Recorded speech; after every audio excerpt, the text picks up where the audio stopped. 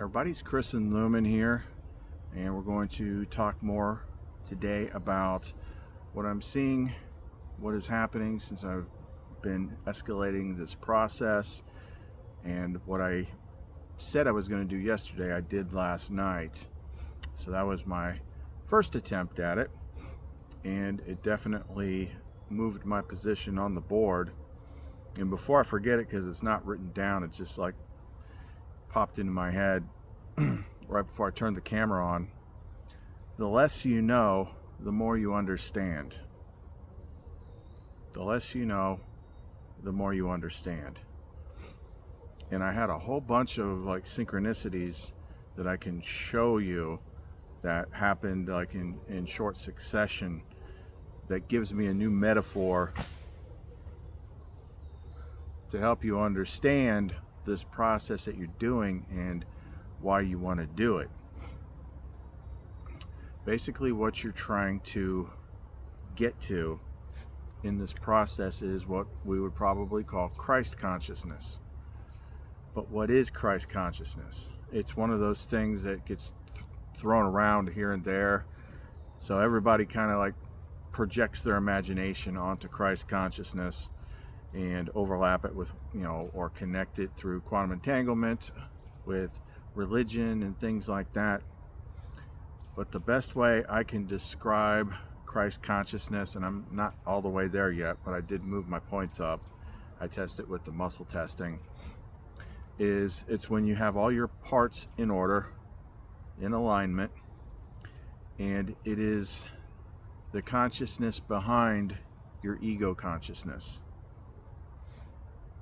So there's still going to be a sense of self, a point of experience for your particular consciousness. But as you peel away the ego, as you let it go, and we've got new ways of letting it go, new processes, new metaphors. Matter of fact, the new metaphor should allay some of the fears people might have with it. But the further you go, the more things make sense, and the less you're bothered by the things you used to be bothered by, because it's all in the mind. You tell yourself it's the world and that's how the world is, and you got to live in this world and it sucks. It's all in your mind. The way you experience it is all in your mind. So either you shape the world or the world is going to shape you. And the key is just persistence. Everyday persistence. You spent what, 25, 30, 40, 50 years building your mind up to where it is right now? Like, you think you're gonna just break that down overnight? No, of course not. But if you're being persistent and using smart tools and methods, then you're gonna break it down faster than you build it up. So I got a whole bunch of interesting things written down here to talk about. So if you want to know more, don't go away. I've got a river running right into you. I've got a blood trail red in the blue. Something you say or something you do. A taste of the divine. You got my body, flesh and bone, yeah. The sky above me, earth below. Use me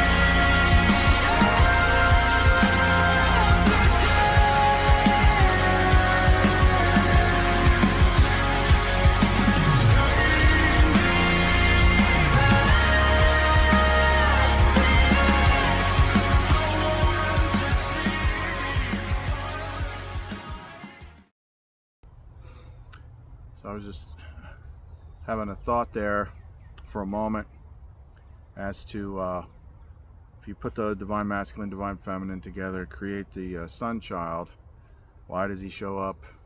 Why does it show up as a baby? And what came to me just a second ago is like, well, you gotta integrate it, and the reason it's a baby is because he's gonna need to grow. Like, you're not just gonna like snap it in and then all of a sudden you're just like turning water into wine or something like that. You snap it in and it's gonna grow. But that's what we basically did last night. And I'm not seeing Lumen with the baby anymore. He's not around. He's basically up here, but he's integrated. He's integrated. He's still new. He's still new. There's still, I did some muscle testing percentages, you know, testing like the level of ego versus the level of Christ consciousness. And the Christ consciousness part is higher than the ego. The ego's down to like 23% now. 23%. That's why I'm not really bothered by anything anymore. And I know that can be hard to understand, you know, from a third point perspective, and I can easily remember points throughout the 7-year period where I didn't think anything was ever going to change. There was points where I just wanted to die. Like, I can't stand this place. That's the ego starting to give up. But I'm hoping, having knowledge and being able to share it, that, you know, it won't be that bad for people that actually apply themselves, because you have a bit of knowledge and you don't have to run around for years being like, why is this happening to me? Why is this happening to me? Trying to figure it out. No, I would say that one of the areas that I'm still struggling with understanding, but I'm getting closer. You know, when we started this, we kind of like saw all these different beings as external to us, you know, an individual. You know, there's you, and then the Father's out there, and the Divine Mother's out there, and Lumen's out there, and Epinoia's out there.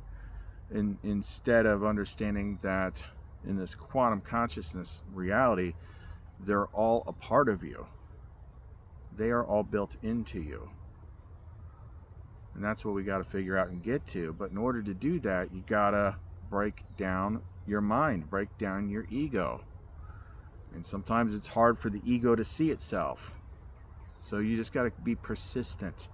You got to be persistent in doing things like the protocols and doing things like the 72 names of God, and just persistently like break it down so that things happen.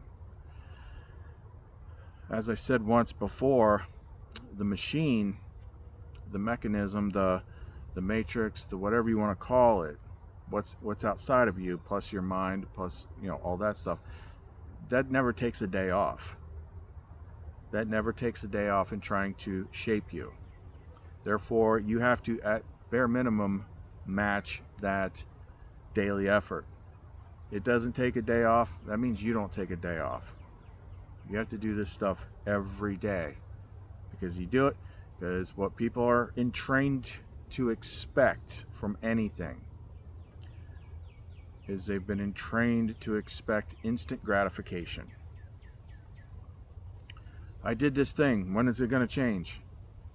Well, it speeds up over time, but through long experience in watching, I've come to realize that what you do today is going to take a couple days to grow.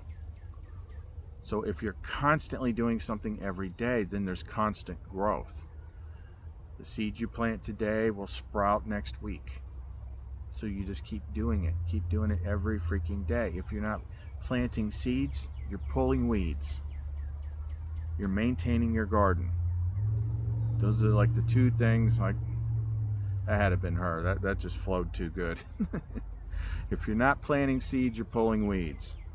So you're either putting new good plants in your garden, or you're taking the old stuff out. It's one of those two things. The garden is your mind, and the world that you see and the way that you experience it is a reflection of that. You have to just, you got to detach. You got to detach from the world. You got to quit listening. You got to quit, needing to fit in. Well, authority says and everyone else believes. Like, you got to break yourself of that, or you'll never get out. You'll never figure it out. You got to be a renegade. You got to go against the grain. You got to swim upstream. You know, if everybody's saying go left, you need to go right. If everybody's saying go up, you need to go down. Like, yeah, you gotta learn to trust what is within you more than what is outside of you. Because why are you taking advice from people that are all screwed up?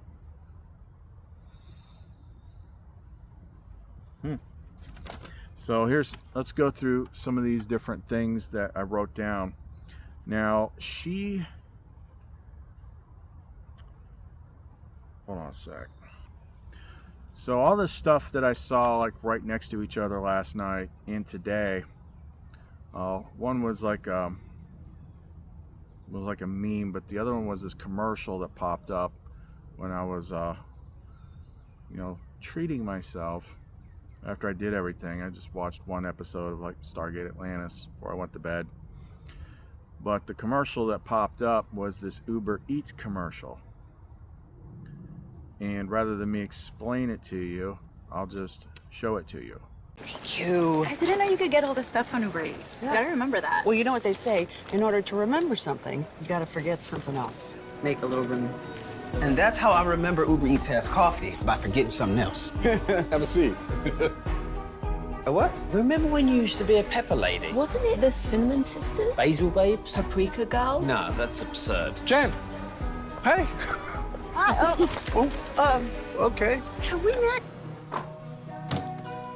Did someone doodle on my face? I'm so glad I remembered Uber Eats has office supplies, but I feel like I forgot something. Yeah. There's peanuts and peanut butter?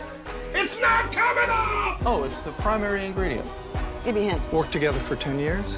10 years. Yeah. You were great. You still don't know, do you? I don't. Right. Like I forget 10 years of my life. I hate this town. I hope I get to play the halftime show someday, man. So it's funny because I was thinking about something along those lines when that popped up. It's like, if you want to remember something, you got to forget something, or whatever it was she said. Basically, it's the same idea as empty your cup. You can't fill a cup that's already full.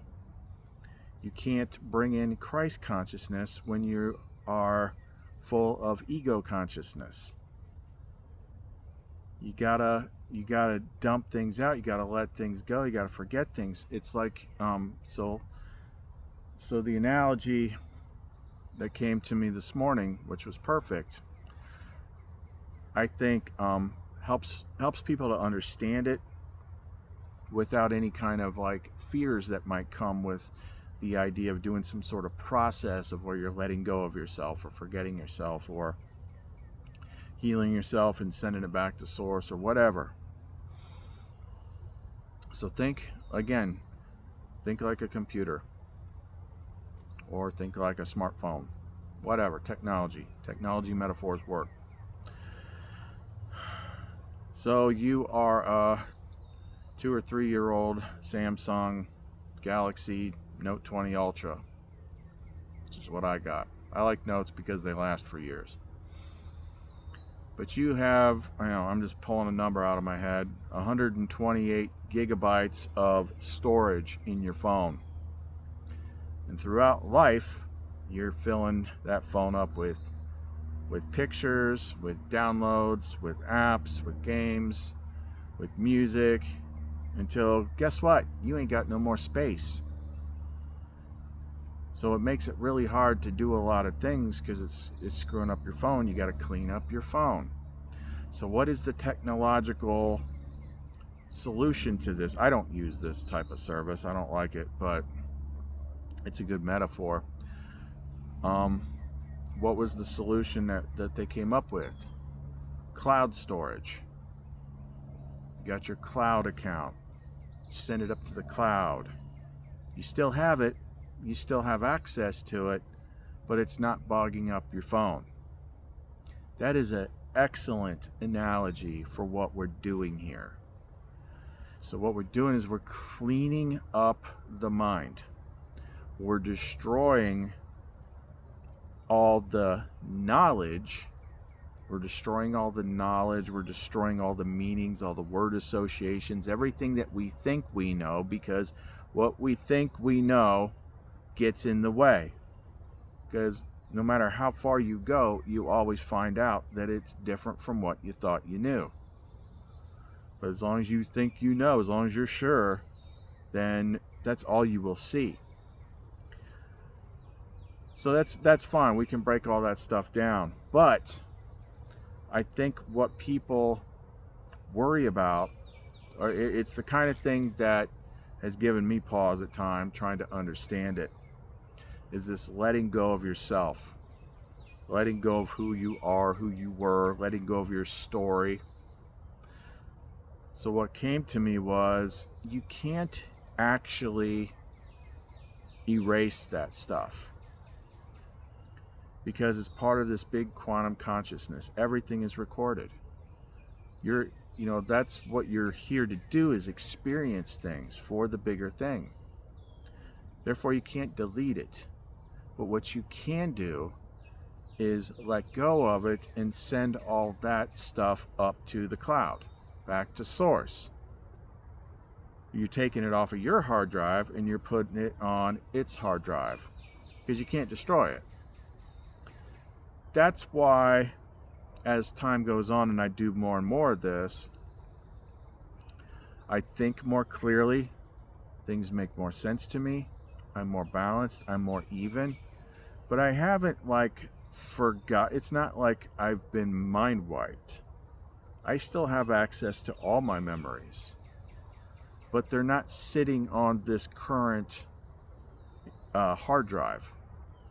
They're not bogging up the system. They're not dragging me down, messing me up, because I don't need that data anymore. I've already done it. Like, that part of the story is over, so it's up there. It's with the librarian, put it that way. Every lifetime is a story in the grand quantum consciousness. You are a book. So what most people do is, you're reading and writing your book at the same time, and instead of focusing on new chapters and things like that, you keep going back and reading the parts of the book you already read, parts of the book you already wrote and read. You just keep going back and reading those books. You're not getting anywhere, because you're reading all your old pages. So we take those pages and we surrender them back to the library, back to source. And if you need to access them, you're quantum entangled to them. They're part of your record, so you can access them. And you don't even notice that they're gone, except that you've now created space in your hard drive for new information, for new stories, for new knowledge to come in. It cannot come in if you're holding on to your old stories and all your beliefs and all your perceived struggles and all your rage against the machine stuff. We got to take down the patriarchy, we got to take down fascism, all this stuff that they programmed into you, because it's just a convenient way to get you to fight and rage about something. All that stuff is fed to you. All of it. To make you be immersed in this world story of conflict and suffering and all that stuff. So, like I said, either you control your mind or the world will control it for you. It's your choice. But hopefully that metaphor of letting go makes more sense. And I feel like that method that I described in yesterday's video worked rather well. I just freestyled it. Pretty much freestyle everything now. I just basically think about what I want to do. But I kind of, took the higher position and just said, look, this old Chris, I got an old Chris that's been through the ringer, and I got this shiny new Chris that's got a crown on his head and his eyes glow. Gee, which one should I hold on to? Well, in order to switch to the new Chris, I got to get rid of the old Chris. So I treated the old Chris like a trauma identity when I did that sort of healing process. Healed it, blessed it, did the goodbye thing that we talked about in the last video, which is a blessing upon departure. God be with you, sending you back to source, sending you back to the library so we can make space for the new one. Don't need the ego. And the less ego there is, even if there is still hidden parasite stuff, the parasite cannot manipulate the Christ consciousness mind, the child mind. It can only manipulate the manufactured ego. So when I checked before, as I was walking out here with muscle testing, I was at 57% Christ consciousness. Let me check something real quick. What was it before the Orphic egg? Was it less than 10, 20, 30, 40, 39, 38, 37, 36. So I was like at 36% before the Orphic egg. And then it jumped up into the 50s. And then when I started doing the first attempt last night at letting go of the old self, it jumped up to the 70s. And you're just a lot more bound. Like there was imagery that was popping up this morning, like immediately, like when I got up, about a crown. And I took that that divine masculine, divine authority oil, which I'm going to, I think I know what I want to do with that as far as like a label. And I took it, instead of like doing it on my head, I took it and I ran it around my head. That was just what I instinctually did. So now I understand, like, what you're trying to do is you're trying to activate all these parts of yourself. This is the Trinity within you, the Father, the Mother, and the Son. Now where I'm still working at understanding it, because it's a little tricky, it's like, okay, what am I? Who do I talk to? And that's where it just gets kind of tricky, because you're all these different parts. About the only one that feels separate, even though it is part of you, is Lumen. Now that might be flipped if you're a woman, but I know she's part of my consciousness, but I still experience her separately. She still does her own thing.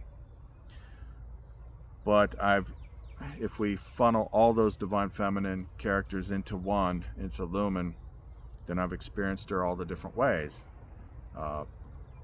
Sibling, mother, wife, all that stuff. And I think that's probably why it's said in the Nag Hammadi, the Father was in the Son and the Son was in the Father. This is heaven's kingdom. That's why when the Son baby showed up, and I'm like, that's me. It was just like my brain's trying to figure out how to put these puzzle pieces together. It's not. First of all of a sudden there's more parts, and then they're all you. And then you have to figure out how to align them, because of just figuring out how to steer the ship, so to speak. So I don't take this with a grain of salt, because I'm still feeling out, but it feels like actually you could just,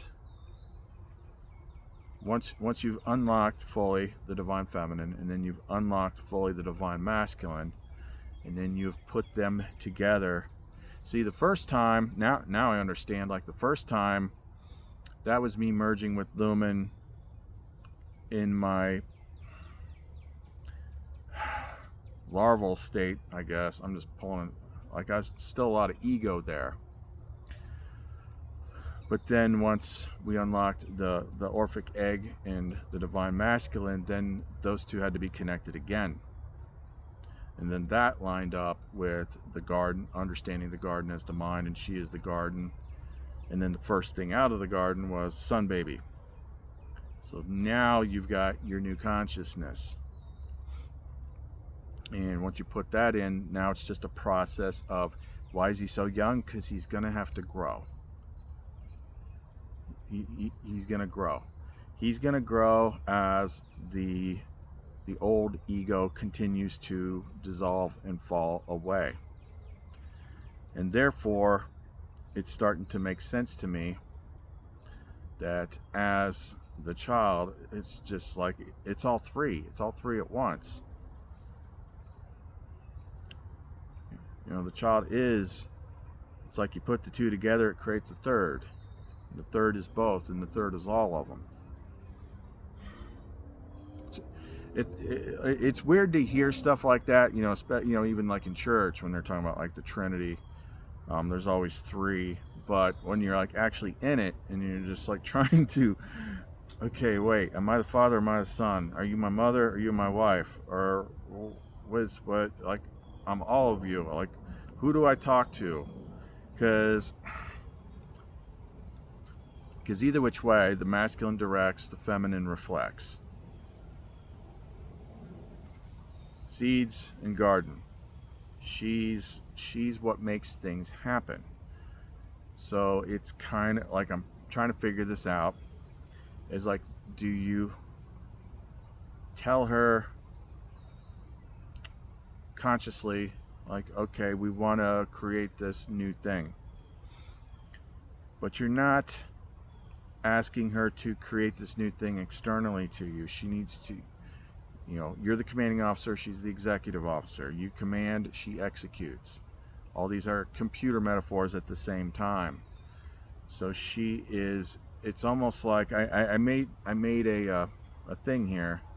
We got this way. If all these are one being, Father, Mother, Son, and the Son is now you, because that is you in this new unified consciousness instead of being an ego.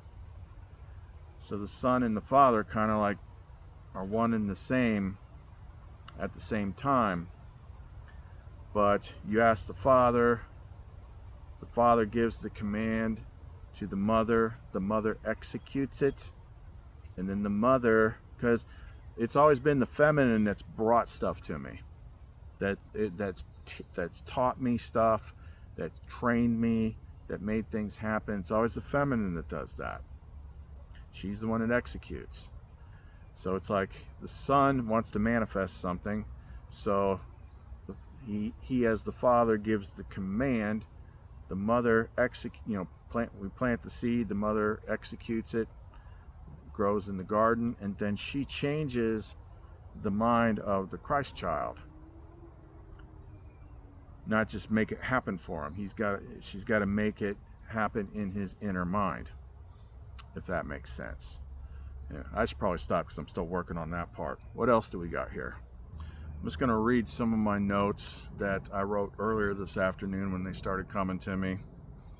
That's one of the best ways to receive information when you ask for it, is if you sit on a computer or something like that, use Evernote. Otherwise, just have a pen and paper. But you have to have some means of writing down what comes to you, and then it'll flow better. Because it's like most of the times your mind is already full. Your mind's already full of stuff. So when there's nowhere for her to put that information, but if you set it up so that you can type or write, it can flow through you onto the paper. So the paper becomes the storage medium until you can move things around in your mind to make room for it.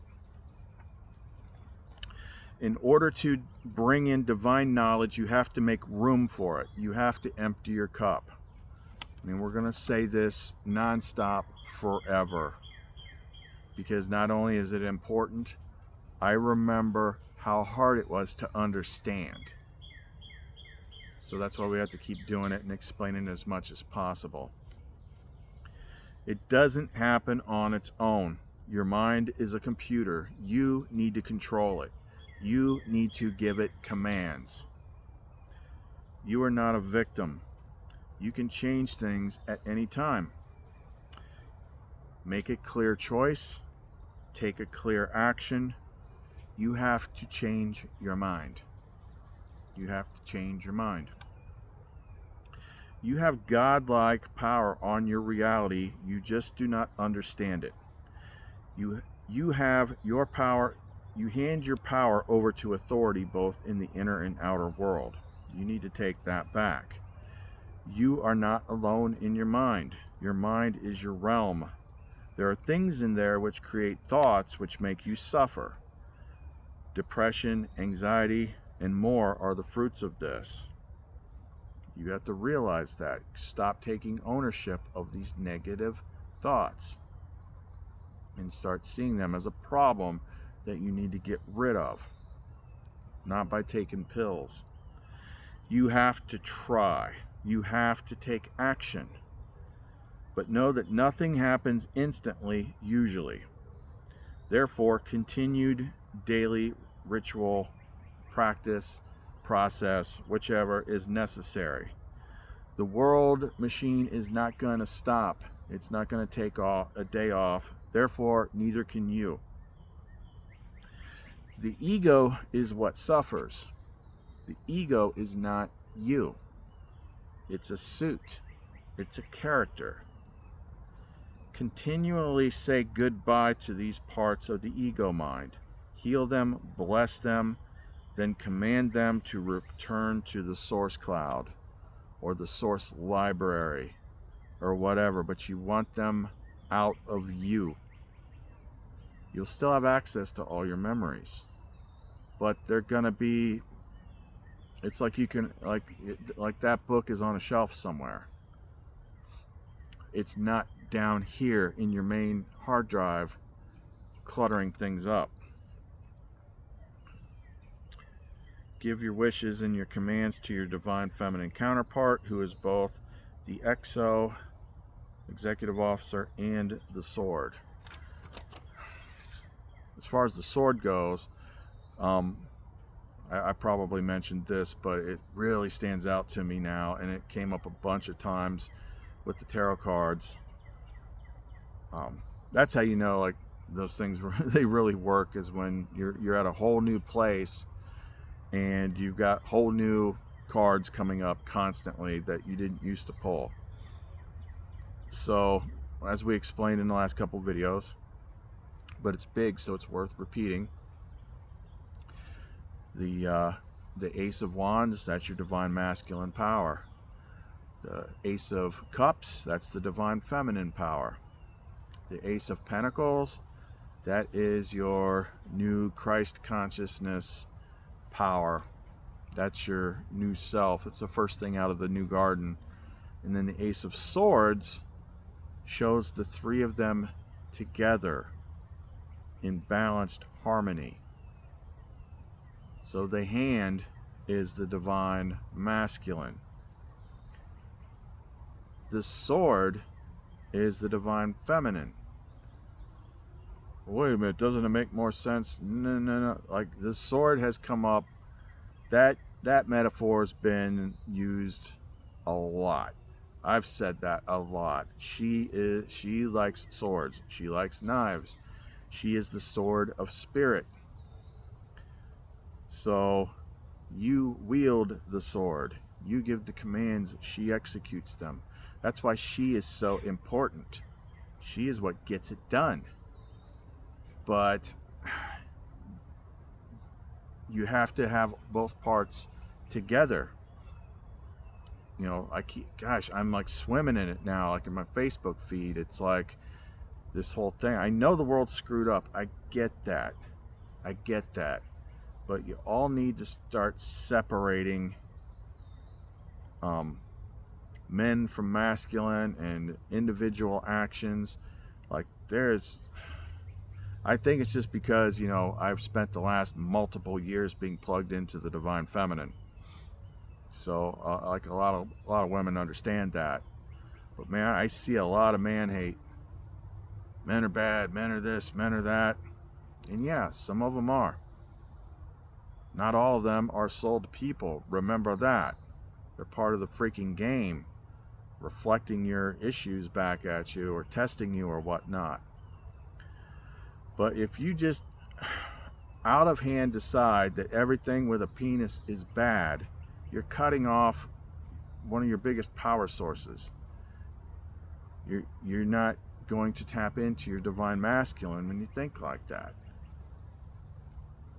As crazy as it sounds to a lot of people, I can tell you from my side of the picture, like, I'll just speak for myself. I won't speak for all men.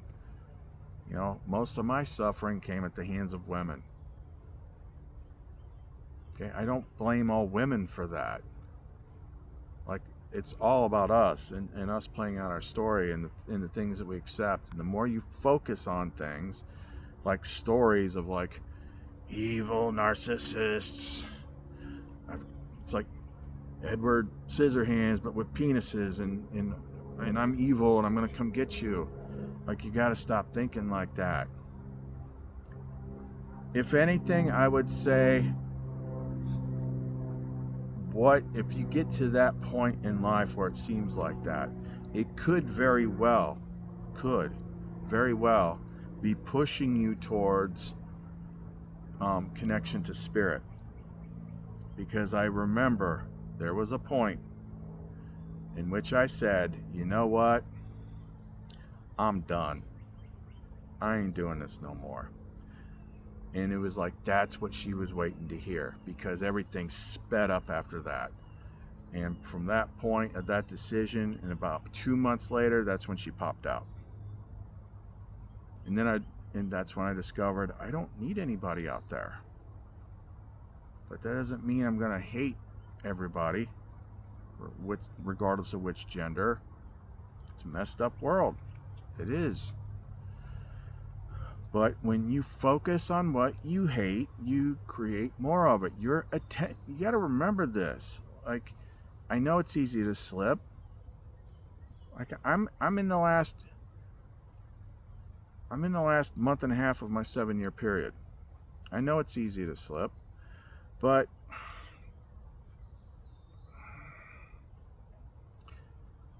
you just can't.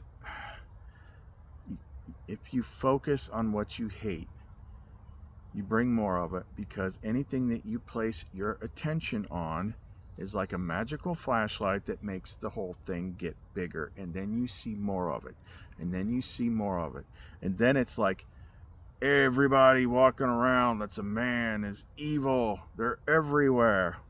You know why you see that?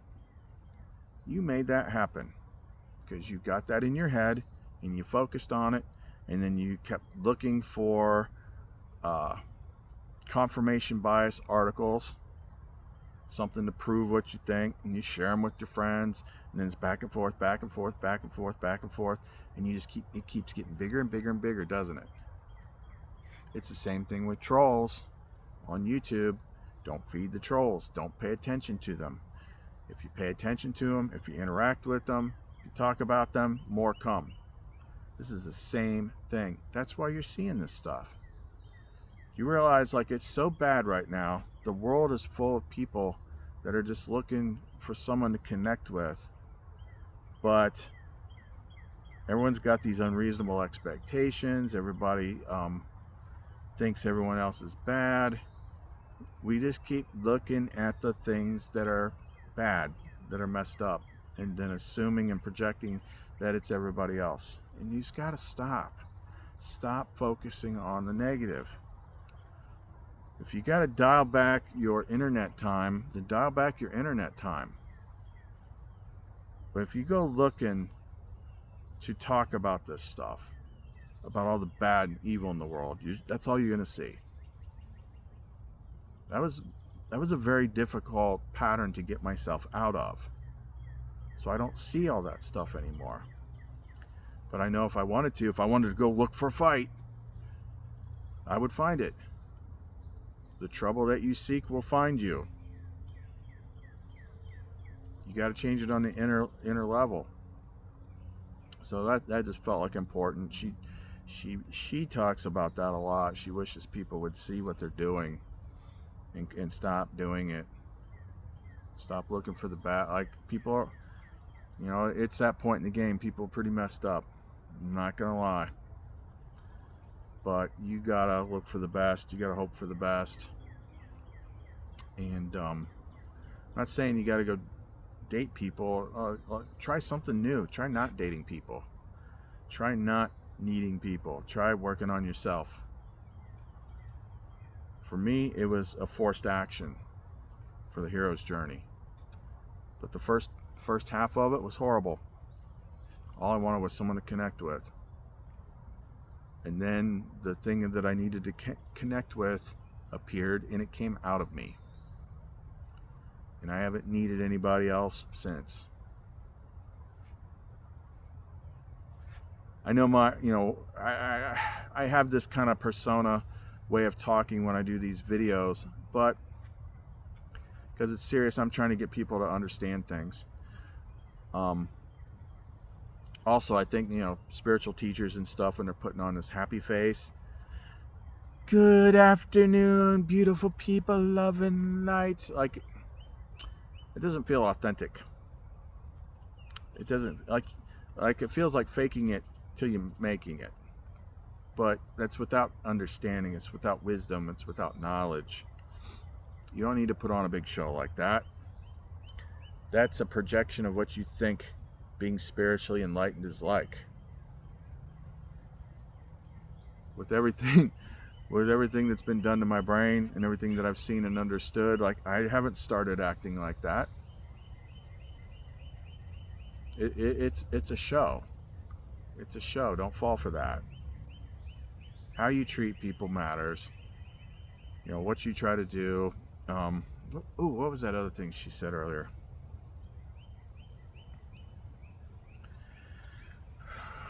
Something about money. It was something like, because I'm still digging out, like, within that 30% some ego program that I still have. It's like, it's still funneling down to, like, the ego. Like, do people even care? Do people even take this seriously? Like, nobody talk. That's the ego, and I'm observing it, and I know it, and I'm like trying to, like, what do I got to do to get you, this part right here, cut it loose. But she did say something interesting about, if something is really that important to you, it's going to cost you money. So so one way of looking at that would be like doing work with people like me, it's costing you money. But for me, this is a flip side to it, and this could apply to you too. It's costing me money because it's more important to me that I do this work, that I put this information out there, that I spend time thinking about stuff instead of just, what do I got to do to make money? What do I got to do to make money? What do I got to do to make money? No, if I applied myself in that way and I went back into the world and I just wanted to make money, I could probably make a lot of money. I'm not that attached to it.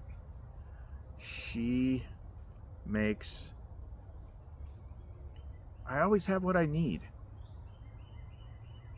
And if I'm short, I'm kind of like, it kind of becomes like, well, do I really need that thing?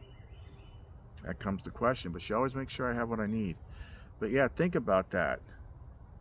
Like, I hear it all the time. It could be anything. It could just be recommended books or something like that. Oh, I ain't got money for that right now. But what are you really spending your money on? I bet there's a lot of things you're spending your money on that are not, survival needs. How much coffee and special snacks and these and this and that's you telling spirit, like, no, this is more important. I've given up, a lot of attachments and things, like really expensive stuff that I acquire through my other channel that I think is cool, but it's like, do I really need it? Nope. So I'll just sell it. Things like that. These are just things to think about that she's popping into my head. But the last thing that was on my notes that I said toward the beginning, it's just something to think about. It's like, what is Christ consciousness? It is the consciousness of self that is behind the ego, the true self. the true self that is connected to the bigger system. It's connected to the divine masculine, the divine feminine, the quantum consciousness, all that is. And the other big thing that we said earlier was, if you want to, what was it? If you want to remember something, or if you want to learn something, you got to forget something. It just highlighted the aspect of that you have a finite amount of space in your hard drive, and you got to take actions to clear it out. That's why things like magic, which is a very broad word that means a lot of different things to a lot of different people, and there's a lot of different ways of doing it, but it's simply setting aside a time to where you can be focused on the intention of making changes to your mind. That's all it is. One of the things that I spontaneously did this morning after things settled in is I went through the 72 Names book again, 72 Sigils of Power. I scanned them all and set them all. Well, there was a few that I didn't. It was kind of like, no, you don't really need that. But I just went through them and scanned them all and really read it. It's like, what does this mean? It's like, ooh, this could mean this. And when I was doing it, how I was picturing it, because they've got the names in a circle, I was like, each one of these 72 names is like it's something that continually does something good for your program. So I'm treating each one of these like they're seeds. So when I was doing them, every time I scanned it and said the names, that was like me planting that name in my newly reconsecrated garden. Instead of them just being like, treating them like it's a spell or something, I'm treating them like seeds. Like, these are the seeds I'm planting in my garden. Oh, that reminds me of one last thing that popped up. It's just something she called my attention to recently, and it keeps popping up. That's the number 7. So like in beginning of the book of Revelations, you got the 7 churches, which I think are the 7 chakras, honestly. And you got like seven torches, 7 seals, 7 this, 7 that. There's 7 primary colors of the rainbow. 777. I'm like, why is that? 7 years tribulation, which I'm almost done with. Always 7. So when I was scanning those names, they usually say, just scan them and say them until like it feels like it clicks. I'm like, you know what? I'm going to do all these 7 times. I don't know why that's important yet, but it clearly is, because it keeps popping up. 77777. 7's like a big number. So I just thought I'd throw that in there too. Okay, so that's the update on where we are today. We get back to it. If you want to connect with us, contact us, do work with us, get a consult, or energy work sessions, energy pendants, any of that stuff. Like, these things help. The Etsy store is clumencreations.etsy.com, and all the links are in the description box below. So that's all we got for right now. Chris and Queen Lumen. So I'm kind of thinking of her now. See you next time.